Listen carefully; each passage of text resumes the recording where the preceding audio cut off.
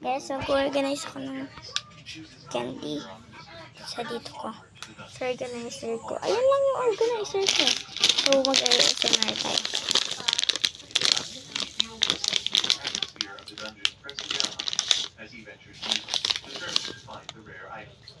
Along the way, he opened several treasure chests only to discover worthless junk. Frustrated, he realizes he knows little about this Yung pinaka-favorite ko. So, mag-open tayo isa. Yan na.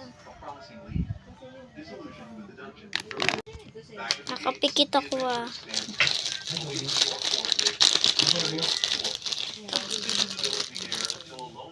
Ito. I-open na natin. Ayan, nilalagay ko muna yan dyan. Tapos ito, ilalagay ko lang ito dito. Sa aking lagyanan. Ayan. Ayan lang, wait lang. Mag-open na tayo. Ayan guys. Ako kasi dito munting wait lang. Ayan, bibigyan ko na ito yung mama ko tapos yung papa ko. But he worries about the dungeon, which is guarded by only one unreliable man suspected of spreading false information. Godek and the others volunteer to guard the dungeon themselves. Meanwhile, the guildmaster wonders aloud where the weird boy and his friends are. His nickname for Haruka, and the others, and this Pagkakain yan, hindi ngayon, mamaya sasakit ang ipin mo. Puntahan tayo. Kasi sasakit ng ipin. way to defeat the dungeon because it is something he has never fought before. To match its hypersonic speed, he levels up his own speed skill and launches attacks.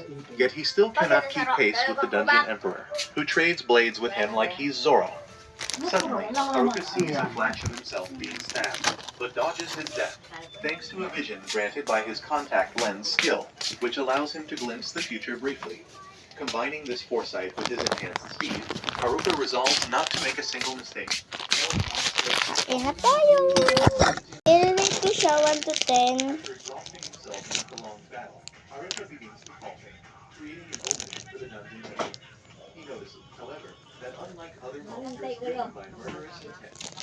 Ito ang favorite ko dati.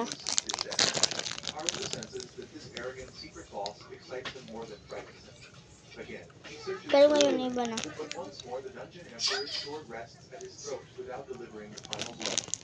In that moment, Haruka realizes that the Dungeon Emperor is being controlled by a force of darkness, which forces the Dungeon Emperor to violence. So he uses his cane to begin absorbing that darkness. Rate ko siya 1 to 10. 10. Haruka drains all of the corruption from the Dungeon Emperor. Bye-bye!